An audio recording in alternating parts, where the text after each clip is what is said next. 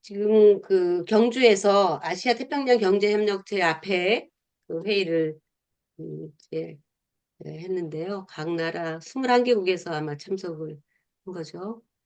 각 나라들이 와서 이제 많은 것들을 협의하고 또 어, 이런 경제적인 또 정치적인 또 자국에 필요한 것들을 서로 유익을 위해서 그런 정상회담들을 많이 갖습니다. 또 이번에 우리가 보듯이 그 트럼프 대통령이 와서 관세 문제도 또 여기에서 또 풀어간 그런 과정도 우리가 봅니다.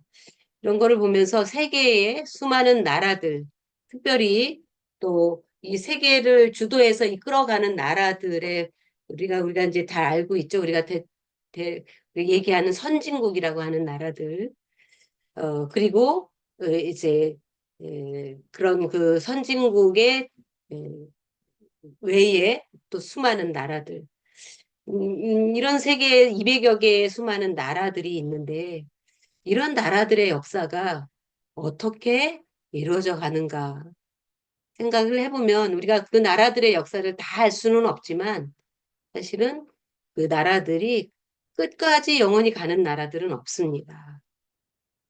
또 흥하고 또 쇠하고 또 사라지고 또 다시 새로운 나라들이 나오고 또 흥하고 또 쇠하고 사라지고 이런 게 역사들의 반복이죠. 지금도 이제 우리가 선진국이라고 하는 수많은 나라들이 그동안 수십 년 동안 세계의 주류로 모든 것들을 이끌어왔지만 지금 그것들도 많이 흔들려가는 것을 보죠. 유럽이 이 우크라이나 러시아 전쟁을 통해서 굉장히 어려워지고 또 정치적인 혼란도 있죠. 음, 그리고 경제적인 타격도 가장 많이 받고 에너지나 식량이나 이런 모든 거에서 그러면서 그 위상이 굉장히 많이 흔들리고 지금은 영국이 자신이 지배했던 인도보다도 이제 그런 GDP나 이런 것들이 낮은 거예요. 그러니까 영원한 나라는 없는 겁니다. 우리가 영국은 해가 지지 않는 나라라고 했어요. 얼마나 식민지가 많은지 그 식민지 중에 그 나라들이 해가 지지 않는 거예요. 계속 그 세계적으로 퍼져 있는 그 분포를 보면 그 정도의 이 권세와 힘을 가졌던 나라도 음, 예, 이제 약해지고 또 힘을 잃고 그렇게 됩니다. 근데 그게 어떤 정세를 따라서 그렇게 되느냐, 그건 전 잘 모르겠어요. 그러나 우리가 성경에서 보면 궁극적으로 그런 모든 역사는 하나님이 이끌어 가신다는 것입니다. 오늘 읽은 이 본문 말씀은 사실 그 느부갓네살 왕이 어느 날 꿈을 꾼 거예요.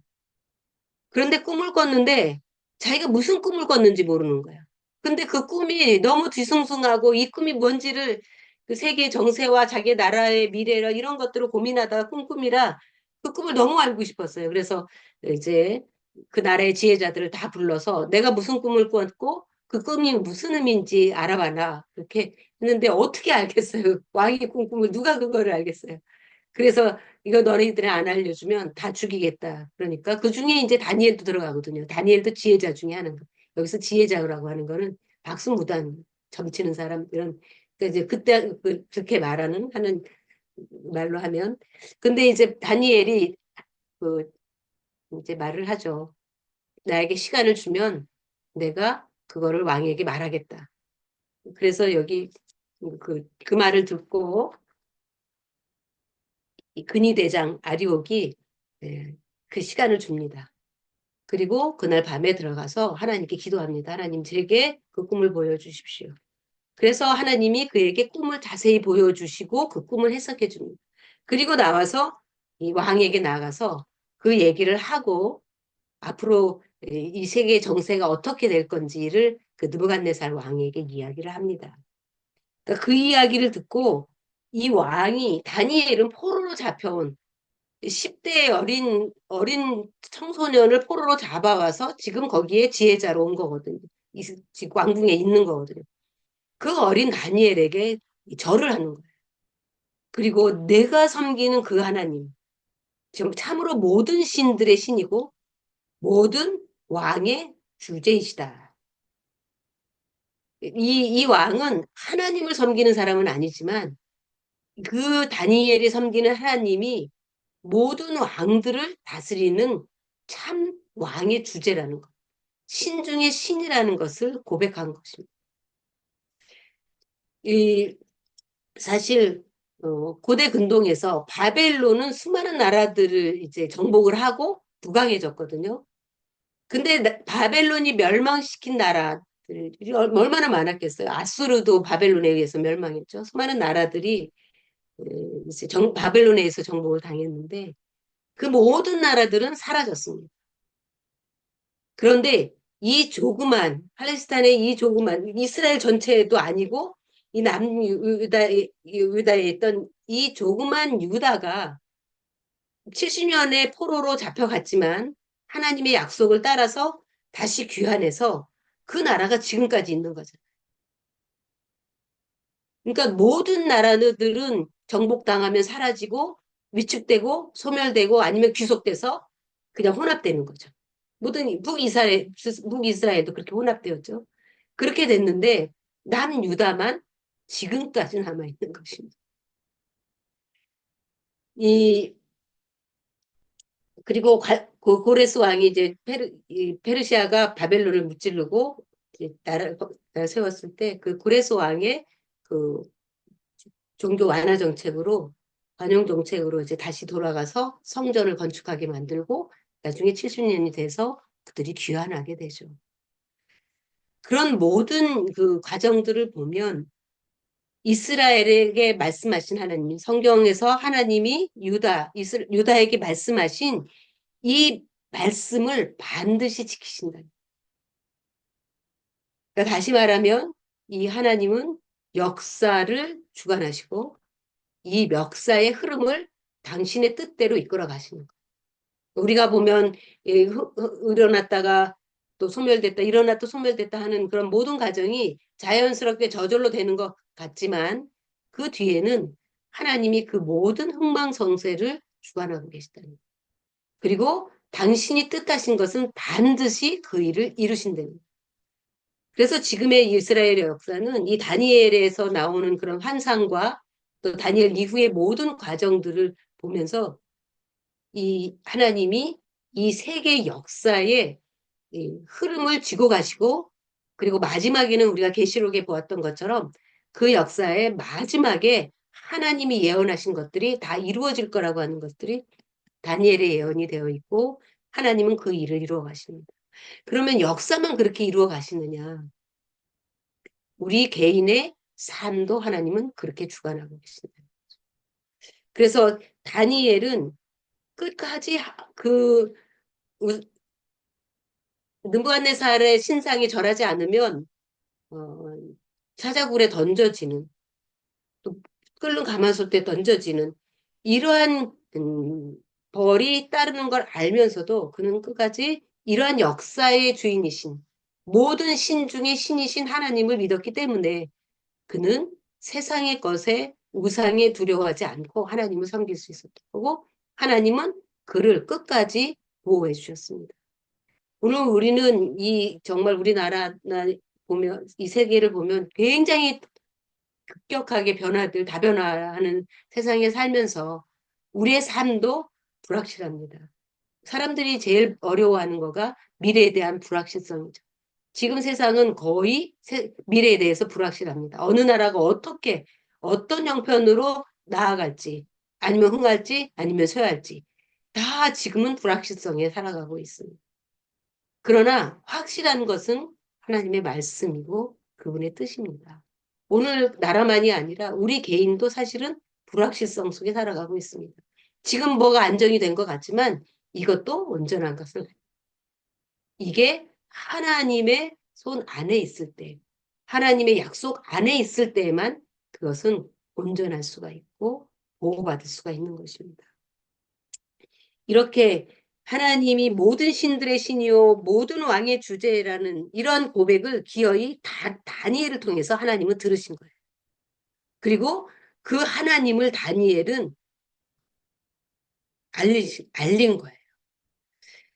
요즘 우리가 다니엘의 이 고백을 이 행동을 보면 우리가 그 하나님이 역사의 주인이신 것을 믿고 이 주인이 우리나라를 이끌어 가시도록 우리는 기도해야 되는 것입니다. 사실 우리나라 정말 이 동방에 이 강대국 중국에 붙어서 이렇게 오랫동안 나라를 유지하고 살 수 있는 것도 하나님의 은혜가 아니면 도저히 설명이 안 되는 것입니다.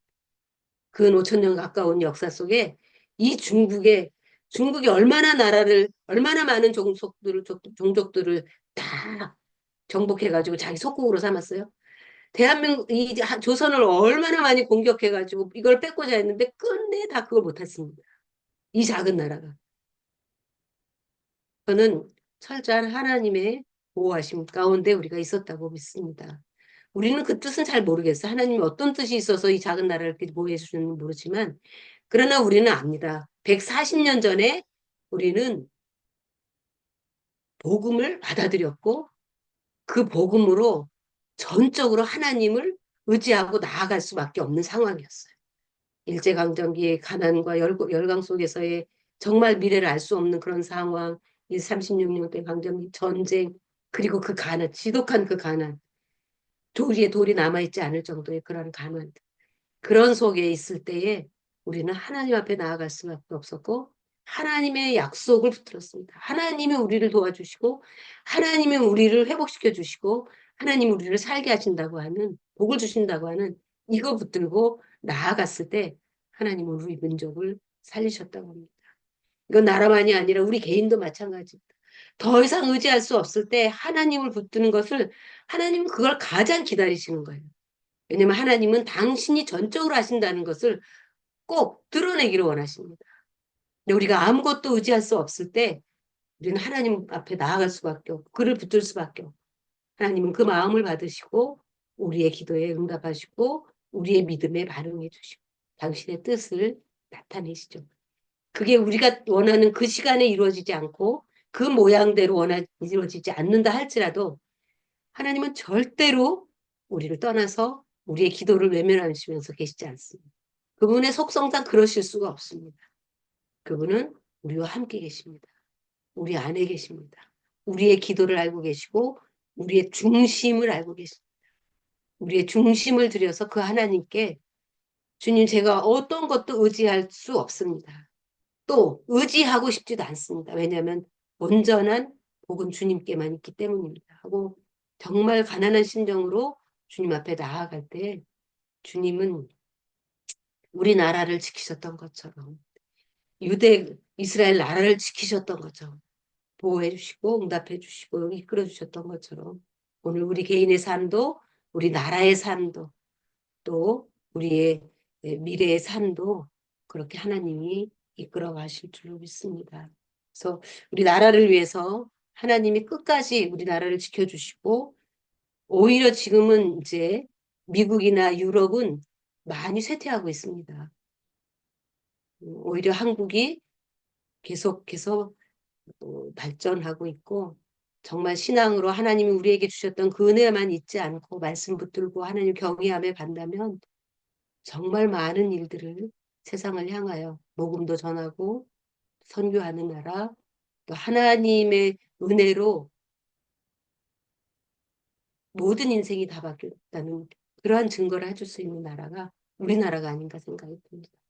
이스라엘과 우리나라가 함께 하나님의 은혜와 보호 아래 끝까지 이 수천 년의 역사를 이어온 것을 기억하면서 우리의 삶도 하나님께 전적으로 맡기고 하나님이 내 삶을 만들어 가실 수 있도록 그리고 하나님이 그러한 나를 통해서 당신이 하시고자 하는 이 전능하신 모든 신들의 신이고 모든 왕의 주제이시라는 것을 나를 통해서 드러내실 수 있는 그런 순종과 헌신과 믿음의 삶을 사는 저희 모두가 될 수 있기를 바랍니다.